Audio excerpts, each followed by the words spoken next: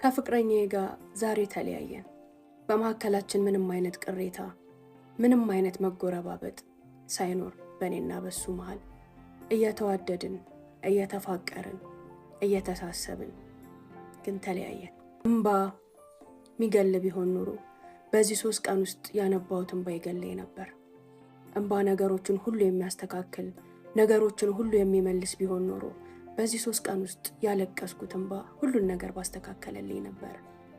ፍቅረኛዬ ሲለየኝ በጣም እንደሚወደኝ በጣም እንደሚያፈቅረኝ ከኔ መለየት ምን ያህል እየከበደው ምን ያህል እያሳመመው ምን ያህል እየጎዳው እንደሆነ እየነገረኝ ነበር የተለያየ ነው። ያን ሲለኛ አምኜዋለሁ። አይኑ ላይም ባንደኔ ባላይም ባያለቅስም ባያነባም ሁኔታውን ሳየው አምኜው ነበር። ወንድ ልጅ አይደል እንዴት በኔ ፊት ያለቅሳል? እንዴት በኔ ፊት ልክ እንደኔ ይንፈቀፈቃል?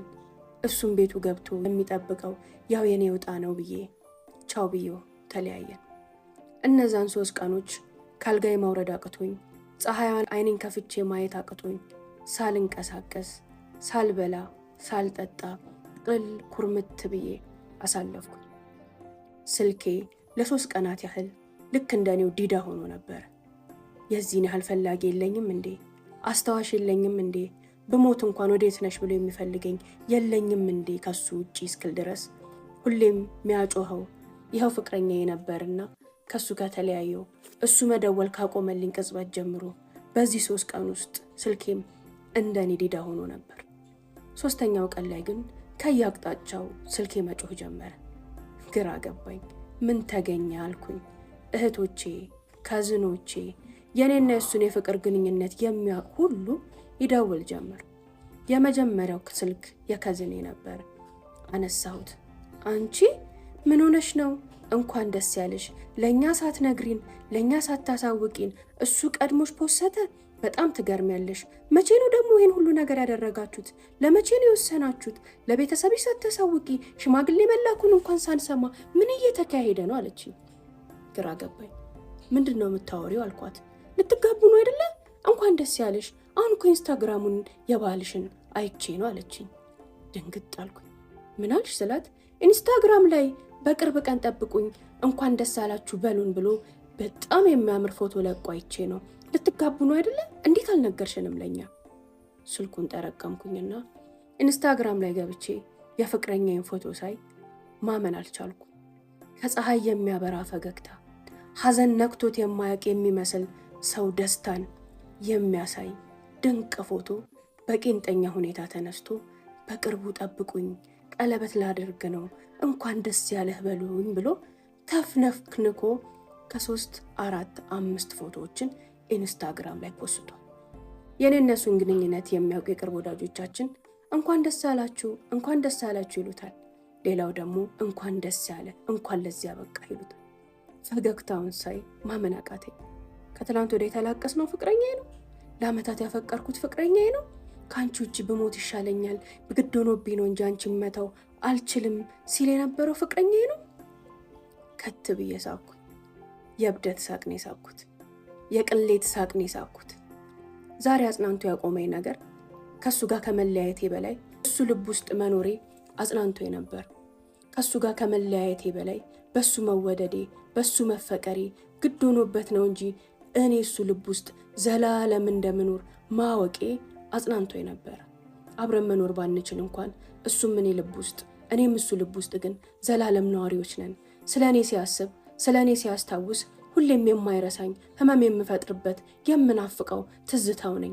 ለኔም እሱ እንደዛ ነው ብዬ ሳስብ ፈገግ እያልኩኝ ነበረ ቀናቶቼን ለማሳለፍ ስሞክር የነበረው በዛ ሁሉ ሐዘን ውስጥ ተውጪ።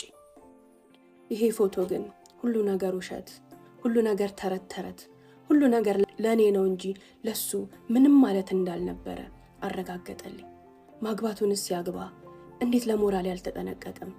ማግባቱንስ ያግባ እንዴት እድሜዋን የበላባትን ተስፋዋን የሸጠባትን ነገዋን ያጨለመባትን ያቺን እወድሻለሁ ሲላት የኖረውን ሴት እንዴት አላሰባትም? ለሷ ስብራት እንዴት አላሰበም? ለሷ ልብ ህመም እንዴት አላሰበም? ማግባቱንስ ያግባ 1 ሳምንት መታገስ ለምን አቃተው?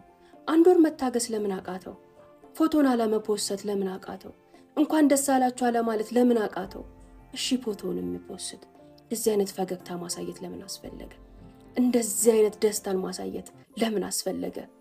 እያልኩኝ ከራሴ ጋር ሳቅኩ፣ ከራሴ ጋር አለቀስኩ። ውሸት ነበር ለካ ሁሉ ነገር፣ ቀልድ ነበር ለካ ሁሉ ነገር። እድሜን እየበላብኝ ነበር ለካ፣ ተስፋዬን እየበላብኝ ነበር ለካ። አንድ ቀን ወዶኛ አያውቅም፣ አንድ ቀን አፍቅሮኛ አያውቅም፣ አንድ ቀን ፈልጎኛ አያውቅም። እኔ ነኝ እንጂ ሞኟ። ይሄኔ ምን ይሆን? ይሄኔ እንዴት እያለቀሰ እንዴት እየተብከነከነ እያልኩኝ ከራሴ መብከንከንና ከራሴ ሐዘን በላይ ለሐዘኑ ያዘንኩት። እኔ እሱን አጥቼ ከምሰቃየው በላይ እሱ እኔን አጥቶ የሚሰቃየውን ስቃይ እያሰብኩኝ ያዘንኩለት፣ ያለቀስኩለት፣ ያነባውለት እኔ ነኝ እንጂ ሞኟ። ለዚህ ሴት ሞራል እንኳን እንዴት አይጠነቀቅም እያልኩ እንደብድ አደረገኝ ሐውለት። ሰላም ውዶቼ እንዴት ናችሁ? ደህና ናችሁ ወይ? ይህን ቪዲዮ ላይክ፣ ሼር እንዲሁም ደግሞ ኮፒ ሊንክ እያረጋችሁ ተመልከቱት። ፎሎ ያላረጋችሁ ደግሞ ፎሎ አድርጉ። ፕሮግራሜን የምትወዱ ቤተሰቦቼ አባያ፣ ቶፕ፣ ድሪአ፣ ቦርሳ፣ ጫማ የምትፈልጉ ደግሞ ቤተል ኤጂ ሞል 1ኛ ፎቅ ሐውለት ጋበሉና ሐውለት ጋር ሳታዩ እንዳትገዙ። የሚያምር ነገር ብቻ ሳይሆን የሚያምርባችሁን ነገር እንሰጣቸዋለን እያልኩኝ ቀጥታ ወደ ፕሮግራሜ እሄዳለሁ። ሻዶባኑ አልተነሳልንም። ኮፒ ሊንክ ላይ በርቱ። ፎሎ ያላደረጋችሁ ደግሞ ፎሎ አድርጉ። እኔ ኢንስታግራም ላይ ፌመስ ሴት ነኝ። ኢንስታግራሜ ለኔ ፎቶን ፖስቼ የአድናቆት ናዳ የምቀበልበት ብቻ ሳይሆን እንጀራንም የምበላበት ሱቄ ነው። ኢንስታግራም ላይ በምለቃቸው ፎቶዎች፣ በምለቃቸው የተለያዩ ኮንተንቶች ብዙ አፍቃሪዎች፣ ብዙ ወዳጆች፣ ብዙ ተከታዮች አሉኝ። በእነሱም የተነሳ የማስታወቂያን ጨምሮ የተለያዩ ሶሻል ሚዲያዎችን ማኔጅ እያደረኩኝ ለነሱም የተለያዩ አልባሳትን እየለበስኩ ማስታወቂያ እየሰራሁኝ ገቢ ያገኘ ነበር። ብዙ ወንዶች ወደ እኔ መጥተዋል። ብዙ ወንዶች እኔ ኮመንት ላይ፣ እኔ ስልክ ላይ ተንደፋድፈዋል፣ አልቅሰዋል፣ አውርተዋል፣ ለምነዋል። ከዚህ ይሄኛው፣ ከዛኛው ይሄ፣ ከዛ ወደዚህ ስል ግን እዚህ ሰው ላይ ጣለኝ። ሐውለት እኔን ይፈልጉ የነበሩ ሰዎች፣ እኔን ለማግባት ስሬ እንደፋደፉ የነበሩ ሰዎችን ማንነት ብነግርሽ በዝናም በሀብትም ሆነ በመልክ የትኛዋም ሴት እንኳን ጠይቀዋት ሳይጠይቋት እስር ስራቸው እየተንከባለለች ምትለምናቸው ወንዶች እኔን ለምነውኛል። እኔን ለማግባት እግሬ ስር ወድቀዋል። የትኛውንም ግን በእጅ አላርኩም ነበር። አንተ ወዲያ አንተ ወዲህ ያልኩኝ ሳላግጥ ኖሬ እዚህ ሰው ላይ ግን ወደኩኝ። አፈቀርኩት፣ ወደድኩት። ወድጄውም አፍቅሬውም ተያለኝን ሁሉ ተውኩለት። ኢንስታግራም ላይ ከሴት በላይ የሚከተሉኝ ወንዶች ነበሩ። እነዛ ወንዶች አስቀኑኝ ሲለኝ እያንዳንዱን ደልቼ ከሺህ ተከታዮቼ በፍሬ የሚቆጠሩ ሴት ተከታዮቼ ቀሩ።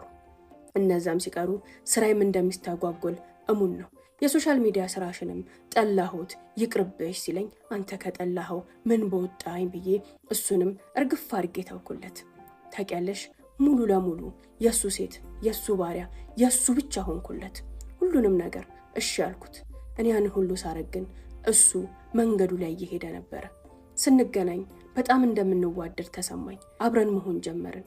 ሁሌም ግን በግንኙነታችን ውስጥ አንድ ነገር ይነግረኝ ነበር። የኔ ቤተሰብ ከዘሩ ውጪ እንዳገባ አይፈልግም። የትኛውም ወንድምና እህቶቼ ከዘራቸው ውጪ አያገቡም። እኔ ግን ያላንቺ መኖር አልችልም። ካንቺ ውጪ ሴት ማግባትም አልችልም። እንደምንም ብዬ ቤተሰቤን አሳምኜ አንቺን አገባሻለሁ። ግን የምደገፍብሽ እማምንሽ ከቤተሰቤ ጋር ብቆራረጥ እንኳን አንቺ ላይ እርግጠኛ የምሆንብሽ ሴት ሁኚልኝ ሲለኝ እርግጠኛ እንዲሆንብኝ ብዬ ሙሉ ዓለምን ከኔ ቆረጥኩኝ። ለሱና ለሱ ብቻ ሆኜ ብቻዬን ቀረሁኝ። ፈላጊ እንኳን እስካጣ ድረስ ከናዴ ከእህቶቼ ውጪ ስልኬ ላይ አንድ ሰው እስካይደውል አንድ ሰው ቴክስት እስካያረግ ድረስ እንዲያምነኝ እንዲወደኝ ብዬ ሁሉንም ነገር አደረኩኝ። እህቴም ጓደኞቼም ነግረውኝ ነበር። ዘር ያለበት ነገር እርባና የለውም፣ አስቢበት